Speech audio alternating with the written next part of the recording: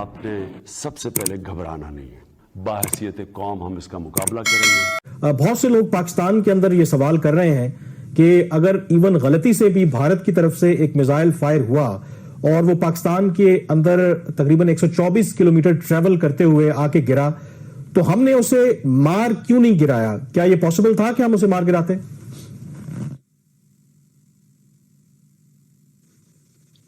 देखिए, अगर crisis situation हो तो डिप्लॉयमेंट्स उस तरह की होती है। ये पीस टाइम था, नोबडी वाज एक्सपेक्टिंग। तो इस तरह की सूरत हाल में इस तरह के अलर्ट लेवल्स नहीं होते कि आप सारे बॉर्डर के along the border, international border, आप अपनी डिप्लॉयमेंट्स रखें, डिफेंसिव सिस्टम रखें। तो ये एक पीस टाइम का था इशू, इंसिडेंट था, वेरी सीरियस इंसिडेंट।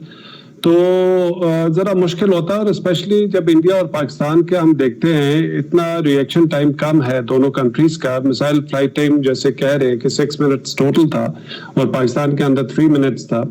तो ये आज अभी तक तो कोई ऐसी टेक्नोलॉजी इवन यूनाइटेड स्टेट्स या बड़े जो कंट्रीज है उनके पास भी इस तरह की टेक्नोलॉजीज नहीं है कि वो 100% फुल प्रूफ उसको प्रोटेक्शन दे सके। तो ये थोड़ी सी हमारी एक परसेप्शन ये है कि BMD सिस्टम या इस तरह की कोई चीजें हैं तो वो हर चीज को शूट डाउन कर सकती है। इस तरह का नहीं है। जैसे S-400 की कॉन्टेक्स्ट में समझ सकता हूँ कि लोग जिस तरह से S-400 की बात करें, तो ये भी मैं इस वक्त बताना चाहूँ कि इंडिया के पास जो चंद बैटरीज अगर वो ले लेगा S-400, वो भी इस कैपेबिलिटी उसके पास नहीं है कि कोई अगर पाकिस्तान से भी कोई चीज या उसको जो है वो 100% गारंटी कर सके कि वो शूट डाउन करे। तो ऐसा कोई टेक्नोलॉजी अभी तक नहीं है, और स्पेशली इस तरह की सूरत हाल में जहाँ पे आपका रिएक्शन टाइम बहुत थोड़ा हो। डॉक्टर आदिल सुल्तान साहब, देखिए दुनिया के मुख्तलिफ ममालिक जो है वो मिसाइल प्रोग्राम चला रहे हैं, तो आपके ख्याल में इस तरह के जो वाकयात हैं वो होना मामूली बात है या ये बहुत रेयर होता है कि इस तरह की कोई गलती हो जाए? बिल्कुल भी नहीं, ये मामूली बात नहीं है, बहुत सीरियस इशू है। बिकॉज इंडिया और पाकिस्तान दोनों न्यूक्लियर वेपन स्टेट्स है, और हम सबको पता है हॉस्टिलिटी का लेवल दोनों कंट्रीज का, डिस्ट्रस्ट दोनों के अंदर कितना है। और इंडिया इस तरह की हरकत पहले कर चुका है, पुलवामा का हमने देखा था, बालाकोट क्राइसिस का देखा था। तो ये बिल्कुल भी हम इसको मामूल के तौर पे नहीं ले सकते, बहुत सीरियस है। और ये एक रिफ्लेक्ट करता है कि poor command and control structure जो इंडिया के अंदर है। बिकॉज आपके जब न्यूक्लियर वेपन स्टेट होते हैं तो आप पे कोई जिम्मेदारियां होती है, रिस्पॉन्सिबिलिटीज होती हैं कि आपने सारे अपने मिसाइल्स और स्ट्रेटेजिक एसेट्स को अंडर सेंट्रलाइज कंट्रोल करना चाहिए, जिस तरह से इंडिया क्लेम करता है। तो आप पीस टाइम पे भी जो मोबिलाइजेशन हो या कोई भी उसकी चीज हो रही हो, तो ये एक उसकी बड़ी अकाउंटेबिलिटी होती है। तो ये एक मामूली बात नहीं है, ये एक गलत एक तरफ से सिग्नल जा सकता था अगर पाकिस्तान मैच्योरली इसको ना रिस्पॉन्ड करता, तो ये एक डेंजरस एस्केलेशन की तरफ जा सकता था।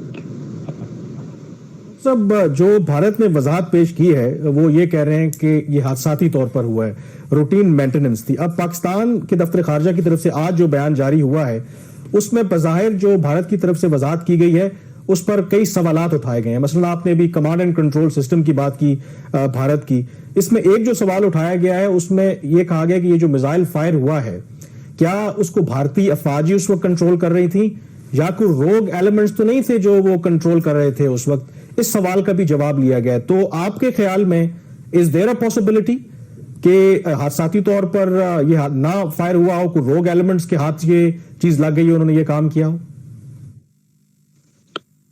देखिए, ये थोड़ा सा इसको अभी जब तक इंक्वायरी नहीं आती पूरी इसका तो हमें नहीं कह सकते, लेकिन रोग एलिमेंट्स उनके हर जगह पर है। उनकी पॉलिटिकल लीडरशिप कह ले, उनकी मिलिट्री के अंदर भी हमने पहले भी देखा है जो ट्रेन जिसको हादसा हुआ था जो पाकिस्तानी उसके अंदर थे, काफी उसके पीछे भी कोई उनके मिलिट्री ऑफिसर्स जो हार्डकोर या एक्सट्रीमिस्ट माइंडसेट के थे उनकी सपोर्ट थी। तो रोग एलिमेंट्स तो है उधर, इससे तो कोई शक नहीं। चूंकि अगर पॉलिटिकल लीडरशिप की तरफ से एक ब्लेसिंग होती है और वो हम देख रहे परमिएट कर रही है उनकी डिफेंस फोर्सेस के अंदर। लेकिन ये एपिसोड जो है ये एक एक्सीडेंटल है, लेकिन एक्सीडेंटल की भी अकाउंटेबिलिटी होनी चाहिए। बात खबरें ये भी आ रही है कि ड्यूरिंग इंस्पेक्शन या ऑडिट हो रहा था, directorate of air staff inspection कोई उनका सिस्टम होता है जैसे हर कंट्रीज के अंदर होता है, तो उनका कोई एयरफोर्स बेस था जहाँ पे कोई इंस्पेक्शन टीम गई हुई थी और वो ऑडिट कर रहा था ना। ये एक और सीरियस बात हो जाती है कि रूटीन मेंटेनेंस नहीं थी,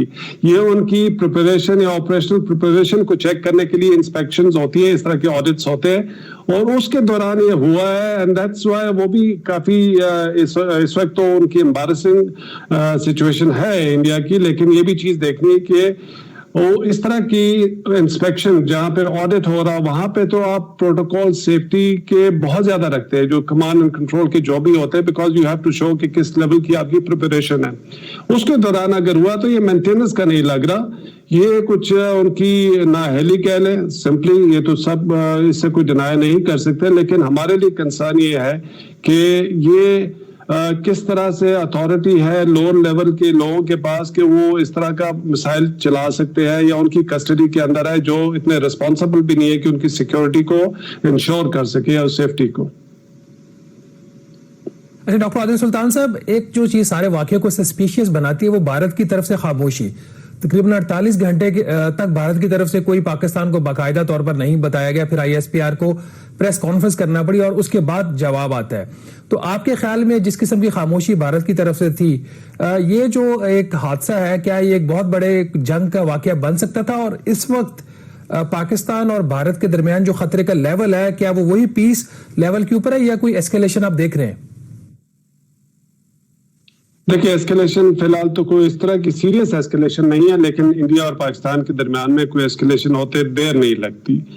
बाकी जो आपने कहा थोड़ी सी आवाज कट रही थी, मेरा ख्याल वो जो आप बात कर रहे थे कि उनकी तरफ से खामोशी क्यों है, ये such an embarrassing situation for a country like India जो क्लेम करता है कि वो एक यहाँ पे नेट सिक्योरिटी प्रोवाइडर है इस रीजन का और वो एक मिलिट्री पावर है इस रीजन की, and which is preparing itself to stand against China.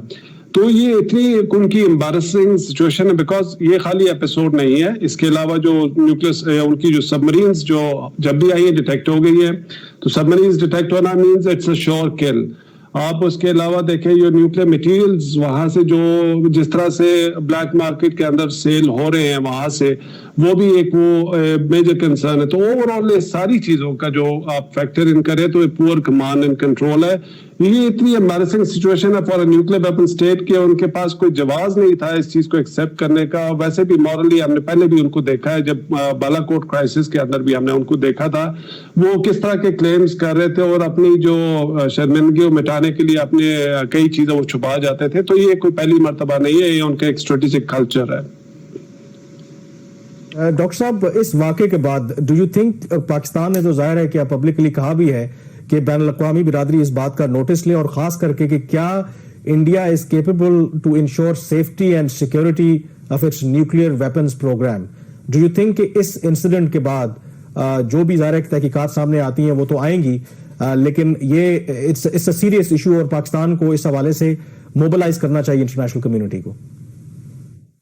जी बिल्कुल मोबिलाइज करना चाहिए, बिकॉज हम डायरेक्ट फैक्ट ही है इस तरह के एक्शन से, इस तरह के रिस्पॉन्सिबल एक्ट से। जैसे आपने कहा था रोग एलिमेंट्स की बात भी कह रहे हैं, तो फ्यूचर के हिसाब से हमें कंसर्न ज्यादा हो गया है कि ये चीजें जो स्ट्रेटेजिक एसेट्स है किस तरह के लोगों के हाथ में है या उनके कमांड एंड कंट्रोल में है। तो definitely because of our own security, because of the regional security, because कुछ भी इस तरह की एस्केलेशन इस रीजन में होती है, ये पूरा रीजन जो है खतरे में आ जाएगा। तो ये इशू फॉरेन ऑफिस ने जैसे आज स्टेटमेंट दी है और बाकी हमारी पॉलिटिकल लीडरशिप ने भी स्टेटमेंट दी है, ISPR की तरफ से भी हुआ था, DGPR जो एयरफोर्स के उन्होंने एक तफसीरन ब्रीफ उस दिन दिया था।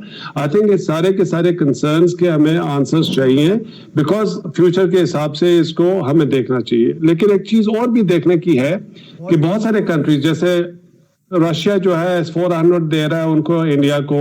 इसी तरह यूनाइटेड स्टेट्स उनके PMD टेक्नोलॉजीज में हेल्प कर रहा है, और स्पेस रिलेटेड टेक्नोलॉजीज में ये जिम्मेदारी उनकी भी है कि आइंदा वो जो कुछ इक्विपमेंट देते हैं या असला देते हैं वो इस तरह के प्रोटोकॉल्स इंश्योर करे, डिमांड करे इंडिया से कि इन वेपन्स की वजह से इस रीजन में एस्केलेशन ना हो।